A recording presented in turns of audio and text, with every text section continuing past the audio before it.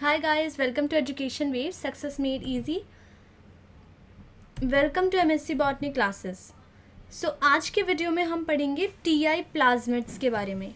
ठीक है, लास्ट के 2 वीडियोस में हमने PUC वेक्टर्स के बारे में भी पढ़ लिया या फिर प्लाज्मिड कह सकते हैं आप, और PBr 322 प्लाज्मिड के बारे में भी हमने पढ़ लिया, कवर कर लिया. ठीक है, होता क्या है TI प्लाज्मिड के, सीधा इसके स्ट्रक्चर पे चलते हैं. तो देखिए, a tumor inducing TI plasmid is a plasmid found in pathogenic species of Agrobacterium tumefaciens. तो देखिए, ये जो ट्यूमीफेशियन होता है, ठीक है, ये जो एग्रोबैक्टीरियम ट्यूमीफेशियन है, ये क्या है? ये एक सॉइल पैथोजन है. ठीक है, तो ये एक बैक्टीरिया, वो भी ग्राम नेगेटिव बैक्टीरिया, क्योंकि पूछा जाता है ये एग्जाम में कि ग्राम नेगेटिव है ये क्या है. ठीक है, और ये एक सॉइल पैथोजन है, तो ऑब्वियस सी बात है सॉइल के अंदर पाया जाता है. ठीक है, अब ये जो TI प्लाज्मिड है, फॉर एग्जांपल ये मेरा पूरा बैक्टीरिया हो गया, और बैक्टीरिया के पास अपना खुद का एक प्लाज्मिड है जिसको हम बोल रहे हैं TI प्लाज्मिड. ठीक है, क्योंकि देखिए एग्रोबैक्टीरियम की ना, ये जो एग्रोबैक्टीरियम है, एक है ट्यूमीफेशियंस, एक और एग्रोबैक्टीरियम है जिसका नाम है राइजोजीन्स. एग्रोबैक्टीरियम राइजोजीन्स, तो ए ही कर देती हूँ मैं, एग्रोबैक्टीरियम राइजोजीन्स. ठीक है, तो एग्रोबैक्टीरियम ट्यूमीफेशियन में जो पाया जाता है उसको बोलते हैं प्लाज्मिड को TI प्लाज्मिड. ठीक है, और तो इसका खुद का एक जीनोम होता ही है, वो अलग से मान लेते हैं. जो एग्रोबैक्टीरियम ट्यूमीफेशियन है उसके पास भी एक प्लाज्मिड पाया जाता है जिसको बोलते हैं हम RI प्लाज्मिड. तो ये क्वेश्चन आता है कि एग्रोबैक्टीरियम की कौन सी स्पीशीज़ है जो कि RI प्लाज्मिड फॉर्म करती है या फिर उसके अंदर फाउंड होता है, और कौन सी ऐसी स्पीशीज़ है जिसके अंदर TI प्लाज्मिड फाउंड होता है. कौन सा plasmid crown gall disease cause करता है? ठीक है, डिजीज़ कॉज करता है. और कौन सा plasmid hairy root disease cause करता है? Hairy root disease. तो देखिए, ये 2 तरीके के प्लाज्मिड्स के बारे में बहुत ज़्यादा क्वेश्चंस पूछे जाते हैं. TI प्लाज्मिड जो कि एग्रोबैक्टीरियम ट्यूमीफेशियन से आया है, जिसका T से ही यहाँ पे इन्होंने ट्यूमर इंड्यूसिंग प्लाज्मिड इसका नाम रख दिया.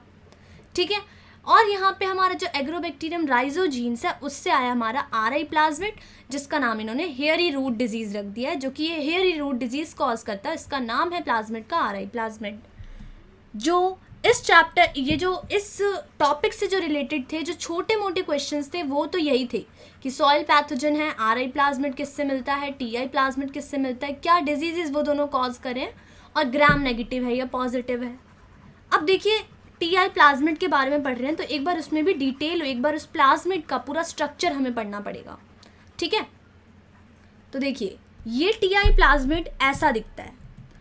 तो the presence of TI plasmid बहुत एसेंशियल माना जाता है, क्योंकि वो जो डिजीज़ होती है वो प्लांट्स में TI प्लाज्मिड ही कॉज करता है.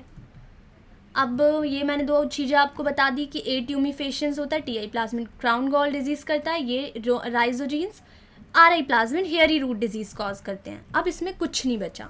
अब हमें देखना है इस TI प्लाज्मिड का, एक बार आप इसका पूरा स्ट्रक्चर देख लीजिए, क्या क्या प्रेजेंट है.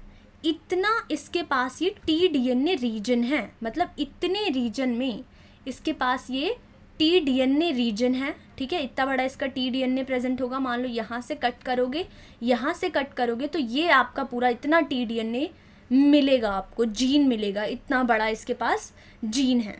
तो ये जो TI प्लाज्मिड है, इसके पास ये tDNA नाम का एक जीन प्रेजेंट होता है. ठीक है, ये रहा इतना जीन का ये सेगमेंट प्रेजेंट होता है, और यही tDNA का जो सेगमेंट है, यही ट्यूमर कॉज करता है. क्या करता है? यही रिस्पॉन्सिबल होता है ट्यूमर प्रोड्यूस करने के लिए प्लांट्स के अंदर. Responsible for tumour production. ठीक है, प्रोडक्शन इन प्लांट्स या ट्यूमर फॉर्मेशन इन प्लांट्स. ठीक है, तो अगर मैं चाहूँ तो क्या कर सकती हूँ, इसको प्लाज्मिड की तरह यूज़ कर सकती हूँ. देखो ये कर क्या रहा है, इस टीडीएनए रीजन से किसी प्लांट के अंदर ट्यूमर ही तो प्रोड्यूस कर रहा है ना। मैं क्या कर सकती हूँ, इस पूरे टीडीएनए रीजन को काट करके अपना जीन ऑफ इंटरेस्ट यहाँ पे इंड्यूस कर दूंगी, इंसर्ट कर दूंगी, और अब मेरे पास पूरा का पूरा ये टीआई प्लाज्मिड तैयार है। क्योंकि अगर ये क्या कर सकती हूँ, अब मैं इसको, अगर मैंने अपना जीन ऑफ इंटरेस्ट यहाँ डाल दिया, मान लो, ठीक है, इतने हिस्से में अपना जीन ऑफ इंटरेस्ट डाल दिया, सब कुछ है मेरे पास, ठीक है, इतना मैंने टीडीएनए रीजन हटा के अपना जीन ऑफ इंटरेस्ट इतने हिस्से में डाल दिया। अब मैं इसकी क्लोनिंग कर सकती हूँ, जो भी जीन ऑफ इंटरेस्ट मुझे चाहिए मैं उसे क्लोनिंग कर सकती हूँ, बहुत सारे क्लोन्स बना के मैं माइक्रो प्रोपगेशन कर सकती हूँ, है ना। माइक्रो प्रोपगेशन क्या होता है मैंने आपको समझा रखा है। मैं उस जीन ऑफ इंटरेस्ट को प्लांट्स का जीन डाल सकती हूँ, या फिर कुछ भी जीन डाल के मैं अपना कुछ भी ग्रो कर सकती हूँ।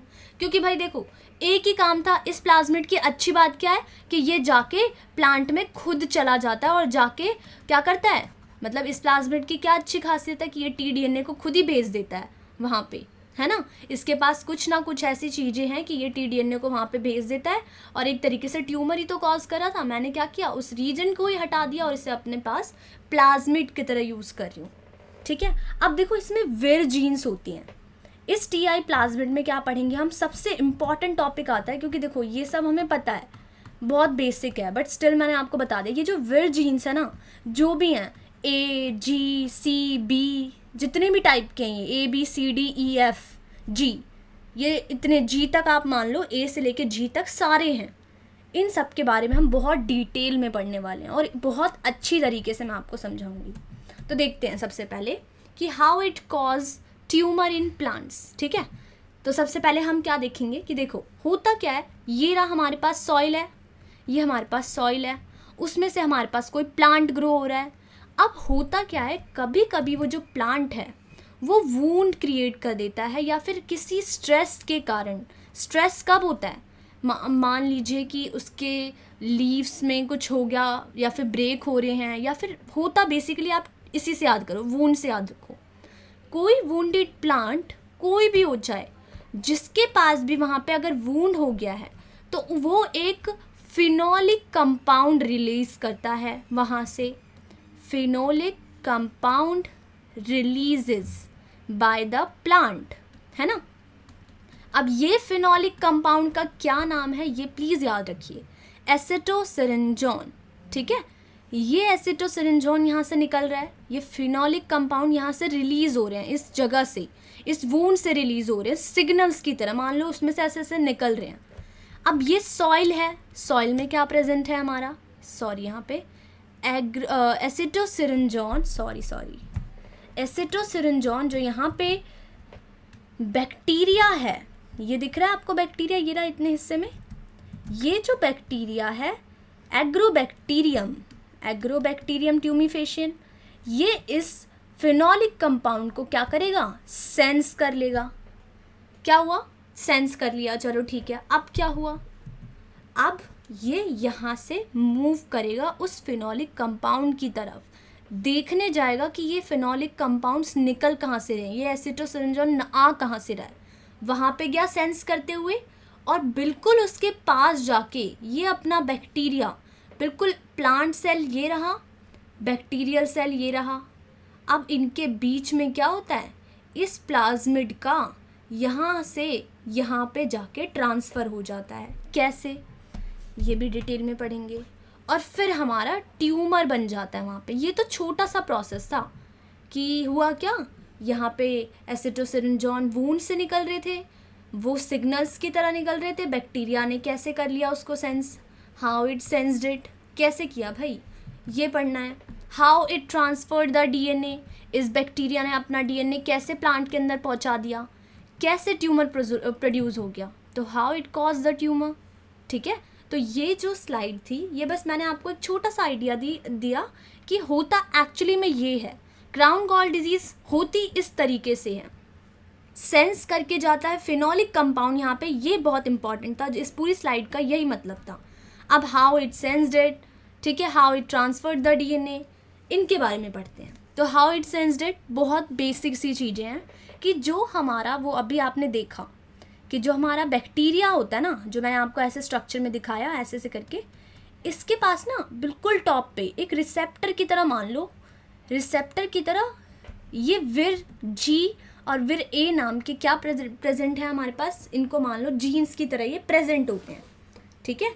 तो ये हमारे मान लेते हैं कि ठीक है ये हमारे एसिटोफिनोल vir A vir G form a 2 component regulatory system within bacterium. Bacterium के अंदर ही ये इसने क्या बना रखा है, एक 2 कंपोनेंट का रेगुलेटरी सिस्टम बना रखा है। किसने बना रखा है, ए और जी ने। ए जी ये दोनों विर जीन्स याद रखना, ठीक है। ए और जी ये बहुत इंपॉर्टेंट है, सेंस करने के काम आते हैं सिर्फ। विर ए बी सी डी ई और एफ, फिर आता है हमारा जी। तो जो सबसे लास्ट के हैं इन्हें उठा लो। इन दोनों की वजह से ही हमारे जो बीच वाले B C D E F G E हैं, जो भी हैं, ये जो 5 हैं हमारे, ये इन दोनों की वजह से ही एक्टिव होंगे बाद में। सबसे पहले विर ए और विर जी ने क्या किया, ये एक तरीके से सिग्नल सिस्टम की तरह काम कर रहे थे। जो भी प्लांट से मिला इन्होंने सेंस किया उस चीज़ को।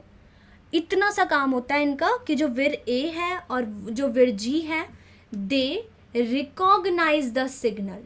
क्या करते हैं, they recognise the signals coming from the plant and gets activated. क्या करते हैं, ये मतलब ये एक्टिवेट हो जाएंगे। सबसे पहले तो क्या होगा, ये एक्टिवेट हो जाएंगे। ये पहले वैसे ही पड़े हुए थे हमारे ऊपर की साइड को, अब ये एक्टिवेट हो गए। अब जब यहाँ पे सिग्नल आ गए, ठीक है, ये एक्टिवेट हो गए। तो जब ये एक्टिवेट हुए तो जो इसके डाउन स्ट्रीम हमारा जो भी प्रेजेंट होता है, लाइक डाउन स्ट्रीम हमारे जो विर जी है, ये भी क्या हो जाएगा, एक्टिवेट हो जाएगा। अब देखो विर ए हो गया, विर जी हो गया, ये दोनों एक्टिवेट हो गए। अब देखो इन दोनों के एक्टिवेशन के बाद यहाँ बैक्टीरियम के पास ना बहुत सारे जीन्स प्रेजेंट है। अभी देखो अगर मैं आपको पीछे लेके चलूँ, जस्ट वेट, हाँ यहाँ पे देखो, ये मैंने जो टीआई प्लाज्मिड का ये जो पूरा स्ट्रक्चर था, आई थिंक मैंने आपको ये समझाया नहीं, हमारी बात ही चेंज हो गई, टीडीएनए के रीजन पे चली गई। तो देखो होता क्या है, टीआई प्लाज्मिड में इतना हिस्सा टीडीएनए का था और यहाँ पे एक विरुलेंस रीजन है, यहीं पे वो विर ए बी, तो सारे के सारे मतलब वो जो जीन्स है ना यहीं से ही फॉर्म हो रहे हैं। मान लो इतने हिस्से में विर ए, विर जी, विर बी, विर सी, विर डी, ई, एफ, जी, यहाँ पे इतने हिस्से में ये विरुलेंस जीन्स प्रेजेंट हैं। फिर एक ओपाइन कैटाबॉलिज्म का एक यहाँ पे सेगमेंट होता है, राइट बॉर्डर है, लेफ्ट बॉर्डर है, फिर ऑक्सीन बनाता है। ये टीडीएनए रीजन याद रखना। इस टीडीएनए रीजन के बस सारी चीज़ें याद रखना। ए से ऑक्सीन बनाया, सी से साइटोकाइनिन बनाया, ओ से ओपाइन बनाता है ये, ठीक है। फिर इसका एक राइट बॉर्डर राइट साइड में, लेफ्ट बॉर्डर लेफ्ट साइड में, ठीक है। ख़त्म हमारा टीडीएनए का रीजन। इसके बाद हमारा ओपाइन कैटाबॉलिज्म, विरुलेंस रीजन सबसे इम्पॉर्टेंट है, ठीक है। अब इतना हो गया, अब क्या आपको इतना समझा दिया। तो देखिए, तो इस विरुलेंस रीजन में जो मैंने आपको बताया, जहाँ पे हमारे विर बी थे, विर सी है, विर डी के 2 होते हैं, याद रखिएगा, बहुत इंपॉर्टेंट होते हैं, D1 और D2। विर ई के भी याद रखिएगा, विर ई के भी हमारे 2 होते हैं, विर E1, विर E2। बाकी इन दोनों के ही बस हमारे 2 हैं, बाकी मैं आपको सबके एक ही पढ़ाऊँगी, विर ए, विर बी, विर सी, ठीक है। होते तो बहुत सारे हैं इनके, आप कंफ्यूज हो जाओगे, बट जो एग्ज़ाम में आते हैं उतने मैं आपको अभी यहाँ समझा देती हूँ, क्योंकि वो सबसे ज़्यादा इम्पॉर्टेंट है, ठीक है। तो इस स्लाइड में हमने ये पढ़ा कि सेंस करने के लिए सिर्फ हमें नीड थी विर जी और विर ए की।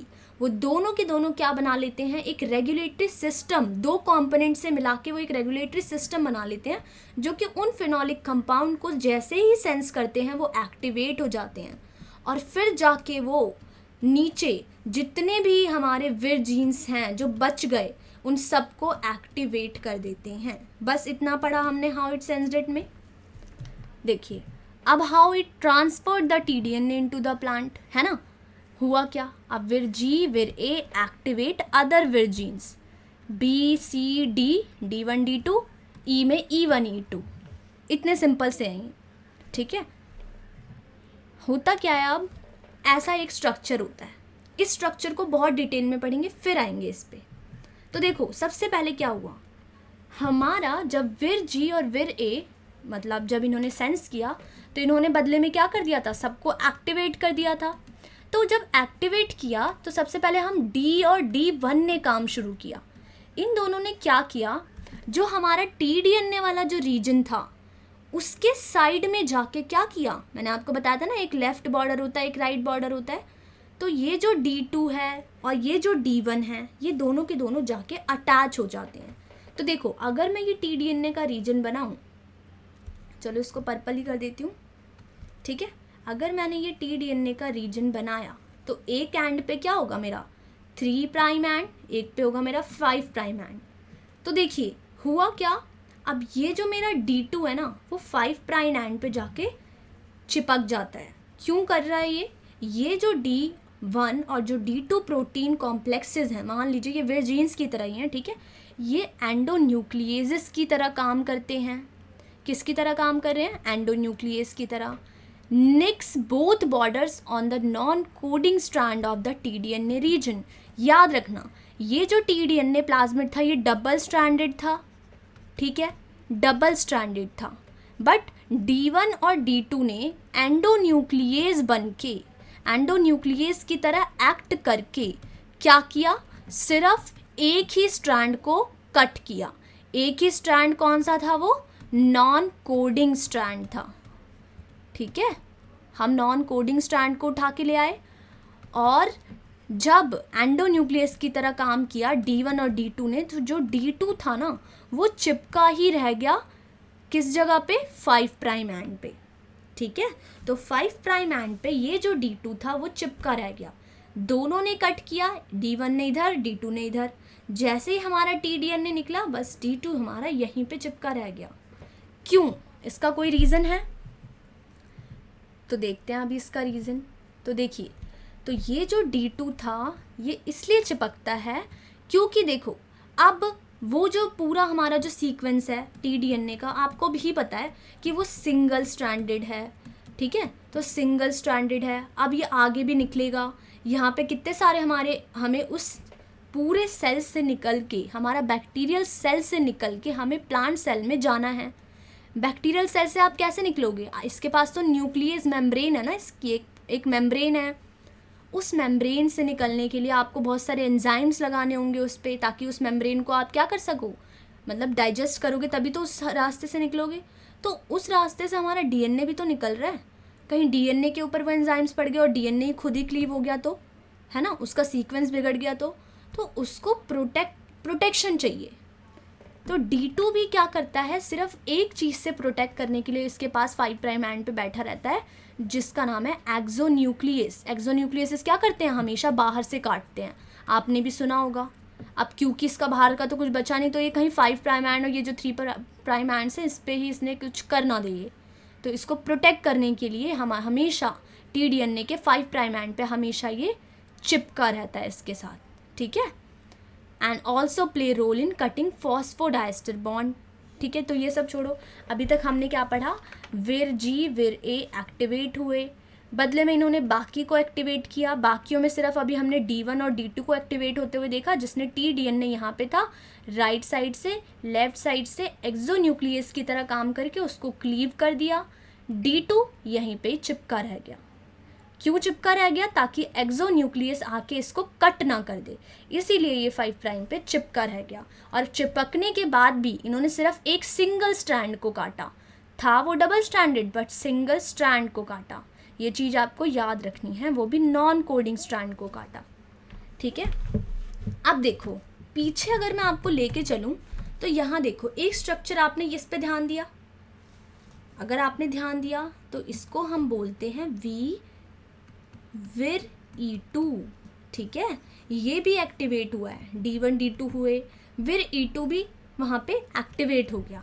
अब ये विर E2 एक्टिवेट होके करना क्या चाहता है, तो देखते हैं। विर E2 जो है it binds to T strand, इस T स्ट्रैंड से, जो T स्ट्रैंड था उससे बाइंड हो गया, देखा यहाँ पे प्रेजेंट है, जाके यहाँ पे चिपक गया TDNA पे, ताकि जब न्यूक्लियेजेस मतलब जब अटैक होगा न्यूक्लियस का, मतलब ये मेम्ब्रेन को भी तो तोड़ेंगे और प्लांट मेम्ब्रेन में भी तो घुसने के लिए वो न्यूक्लियस को तोड़ेंगे ना, क्योंकि न्यूक्लियस के अंदर ही तो जाएंगे वो प्लांट के, है ना।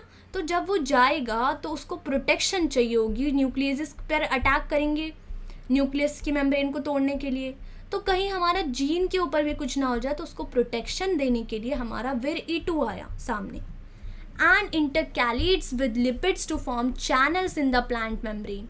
और प्लांट मेम्ब्रेन में ऐसे चैनल्स बनाने के लिए through T complex passes, through which T complex passes. अब ये टी कॉम्प्लेक्स है क्या, देखो पहले से ही हमारे डीएनए पे एक तो ये चिपका हुआ था D2 टी डीएनए पे, अब ये ई भी चिपक गए हमारे, ये ई जो हमारे E2 हैं वो भी आके इस पर बोल रहे हैं कि हम इसे प्रोटेक्ट करेंगे न्यूक्लियस से, ताकि इसको कोई हार्म ना कर दे।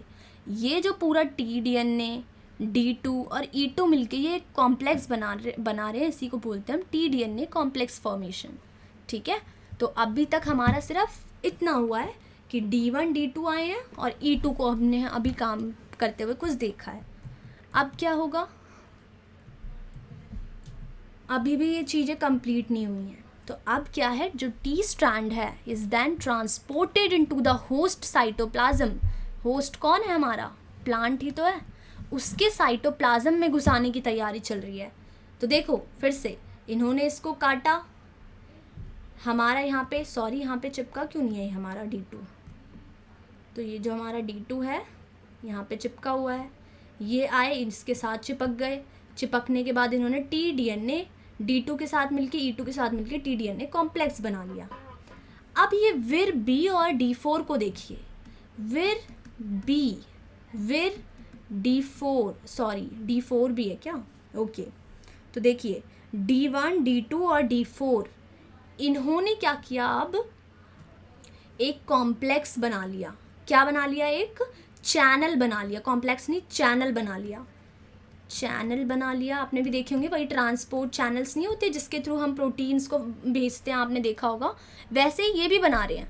करना क्या चाहते हैं, सिर्फ हमारे डीएनए को इस जगह से इस प्लांट मेम्ब्रेन तक भेजने की तैयारी हो रही है, ठीक है। तो अब ये डीएनए जो टी डीएनए है वो यहाँ पे आ चुका और जाके हमारा प्लांट का जो न्यूक्लियस था उसको क्लीव करके उसके अंदर इंटीग्रेट हो चुका है। बस how it transfer the T DNA into the cell, Vir-D1 की मदद से, Vir-D2 की मदद से, Vir-E2 उसके साथ चिपक जाता है, Vir-B ने उसके लिए चैनल बना दिया, Vir-D4 ने भी उसके लिए चैनल बना दिया।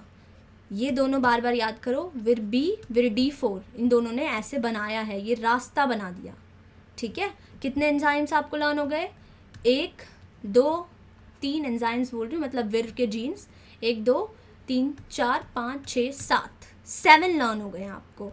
और देखते हैं, तो ये अभी हमारा ख़त्म नहीं हुआ, तो यहाँ पे बस ये वही बोल रहा है कि अब पढ़ के देखो, आपको सारी चीज़ें समझ आएंगी, अब आप खुद पढ़ेंगे। Vir-A जो है एक्टिवेट अदर जीन्स, G और A ने मिलके इनको एक्टिवेट किया। Vir-D1 D2 ने एंडोन्यूक्लियस इसकी तरह काम किया, दोनों बॉर्डर्स को कट कर दिया, नॉन कोडिंग स्ट्रैंड डीएनए का निकाल दिया। Vir-D2 जो था वो जाके हमारा जो इमैच्योर वाला टी कॉम्प्लेक्स था उसके साथ जुड़ गया D2, और Vir-E2 मॉलिक्यूल्स भी उसके साथ ट्रांसपोर्ट होने के लिए टी डीएनए के साथ क्या कर दिया, कोट कर दिया विद न्यूमरस Ve2। तो ये सारे के सारे इसको कोट करने चले गए, दिख रहा है आपको। अब ये जो टी स्ट्रैंड था is then transported into the host cell through Vir-B and Vir-D4। इन दोनों ने इसकी हेल्प कर दी वहाँ पे पहुँचने के लिए एक चैनल बना के। Then it travels through the host cytoplasm से होते हुए उसके finally imported into the host nucleus. ख़त्म। विर जीन्स के सबके फंक्शन देखो, Vir-A मैंने आपको बताया था फिनोलिक कंपाउंड को सेंस करता है, ठीक है, और फिर Vir-G को इन रिटर्न एक्टिवेट कर देता है। Vir-Gene भी क्या करता है, एक ट्रांसक्रिप्शनल फैक्टर है जो कि बहुत ज़्यादा विरुलेंस जीन को एक्सप्रेस करने के लिए इम्पॉर्टेंट है। तो पहले Vir-A होता है, याद रखना, जो मैंने आपको ऐसा स्ट्रक्चर बना रखा है, तो कंफ्यूज मत होना, ये ऊपर वाला A नीचे वाला G, याद रखना। पहले A होता है फिनोलिक कंपाउंड से, फिर डाउन स्ट्रीम हमारे जी को एक्टिवेट करता है और ये जी जाके सबको एक्टिवेट करता है, ठीक है। तो देखो विर ए विर जी हो गया, विर बी का फंक्शन हमने देख लिया, वही चैनल बनाएगा। विर सी को ढूंढो, C1 हमने नहीं देखा सी का फंक्शन। सी क्या करता है, promote high efficiency T strand synthesis, ये आपको नहीं करना, ठीक है, ये आपको नहीं करना है। अब देखते हैं C1 हमें नहीं करना, बस ये आपको याद रखना है कि हाँ भाई विर सी नाम का भी कुछ होता है, जिसको पढ़ना है वो प्लीज़ रीड कर लीजिए, अगर समझ आ रहा है तो प्लीज़, ठीक है। अब विर D1 अगर हम पढ़ेंगे तो कंफ्यूज ही होंगे। विर D1 D2 D4 था, ठीक है। तो D4 ने मैंने बताया था क्या किया था, D4 ने is the ATP linkage of protein complex necessary for TDNA translocation. तो बोल रहा है भाई कि ATP डिपेंडेंट एक लिंकेज ऑफ प्रोटीन कॉम्प्लेक्स बनाया जो कि TDNA के ट्रांसलोकेशन के लिए इंपॉर्टेंट था। तो काम तो वही कर रहा है ना, विर बी के साथ मिलके D4 ने एक कॉम्प्लेक्स बनाया होगा, जो भी बनाया बस ट्रांसपोर्ट में हेल्प कर रहा है, वही चैनल समझ लो। ख़त्म ये भी हमारा। विर ए हमें पता लग गया, विर जी पता लग गया। D2 ने क्या किया था, एंडोन्यूक्लियस की तरह राइट बॉर्डर पे कट किया, टी स्ट्रैंड के साथ सिंथेसिस करने के लिए इनिशिएट करा था। It has an important role in integration of TDNA into host chromosomal DNA। तो देखा था ना आपने, ये D2 उस DNA के साथ तब तक था जब तक कि वो होस्ट क्रोमोसोम में ना पहुंच गया था, ठीक है। तो ये D2 हमारा पता चल गया। D1 ने क्या किया था, वही लेफ्ट बॉर्डर को कट किया था ना, तो इसको बोल सकते हो कि ये टोपो आइसोमरेज की तरह भी काम करता है, और D2 को ना हेल्प करता है रिकॉग्नाइज करने में। जैसे D1 ने खुद कर लिया तो D2 को भी बताएगा, ठीक है। और ये भी याद रखो कि ये जो अभी देखते हैं, हाँ यहाँ पे ऐड कर लो कि ये जो विर D2 है, देखो विर D2 को पता था मुझे यहाँ पे जाके चिपकना है, ठीक है। और विर E2 को भी पता था, विर E2 को भी पता था, ठीक है। तो ये ना इन दोनों के पास, याद रखना, इन दोनों के पास न्यूक्लियर लोकलाइजेशन सिग्नल्स होते हैं, याद रखना ये चीज़, न्यूक्लियर लोकलाइजेशन सिग्नल्स होते हैं। इन्हें पता है कि हमें कहाँ जाके DNA पे चिपकना है, एक तरीके से ये वर्ड आप याद रखना। इसलिए इन दोनों के पास पूछा जाता है ये क्वेश्चन, NLS क्या होता है, न्यूक्लियर लोकलाइज का क्या मतलब है कि किस जगह पे आपको वहाँ पे जाना है, सिग्नल्स पे पता होते हैं इनके पास, ठीक है। ख़त्म ये चीज़। अब E2 मैंने बताया आपको, ये न्यूक्लियस के अटैक से प्रोटेक्ट करने के लिए जाके उनके पास चिपक जाता है, और प्लांट मेम्ब्रेन में जाने के लिए टी कॉम्प्लेक्स को पास करने के लिए ये भी चैनल्स के साथ मिलके, भाई लिपिड के साथ मिलके क्या करता है, intercalates with lipids to form channels in the plant membrane, ठीक है। तो बस वही बोल रहा है कि एक तरफ से निकल रहा है दूसरी तरफ से जा रहा है, ये चैनल तो भाई B और D4 नहीं बनाई है, पर ये कर क्या रहा है एक्चुअली में, जैसे ये प्लांट सेल है, इसके पास यहाँ पे तो होगा, तो ये चैनल यहाँ पे जाने के लिए, इस हिस्से से निकलने के लिए ये बोल रहा है ये विर E2। इतना याद रखना है कि बस न्यूक्लियस अटैक के लिए ये प्रोटेक्ट करता है डी स्ट्रैंड्स को।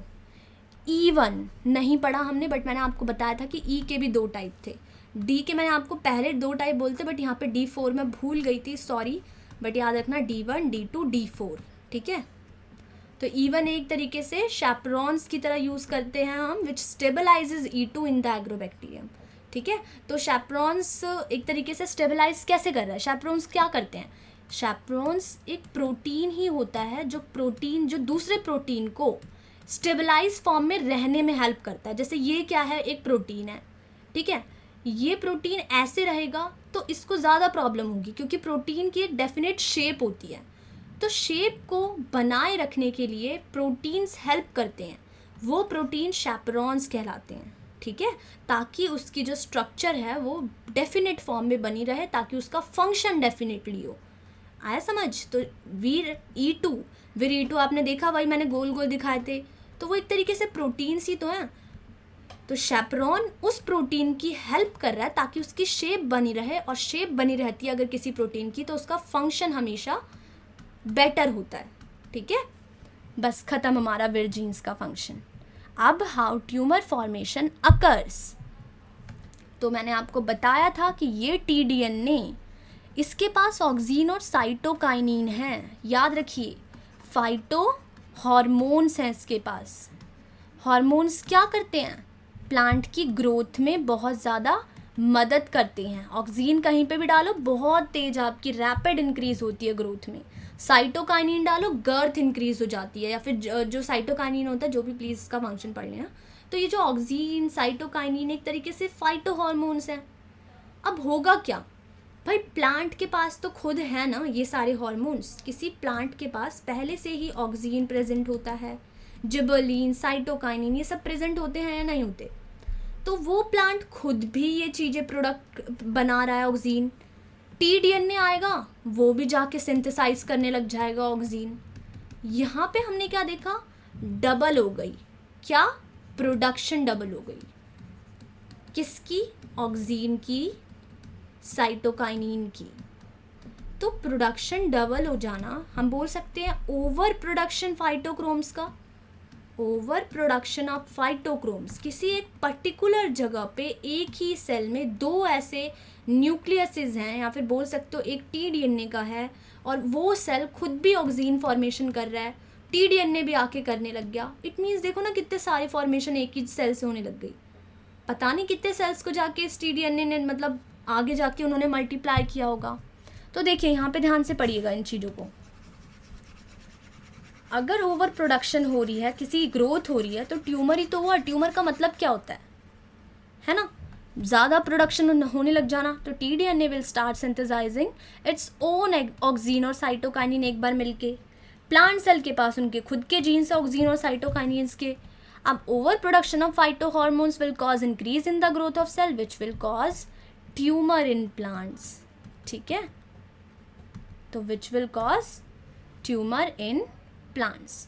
तो it will cause tumour in plant, खत्म। ये चैप्टर, ये जो टीआई प्लाज्मिड का जो टॉपिक था वो खत्म। सो प्लीज़ गाइज सब्सक्राइब कर दीजिएगा हमारे चैनल को अगर आपने नहीं किया, और इस वीडियो को प्लीज़ लाइक कीजिए। Thank you so much.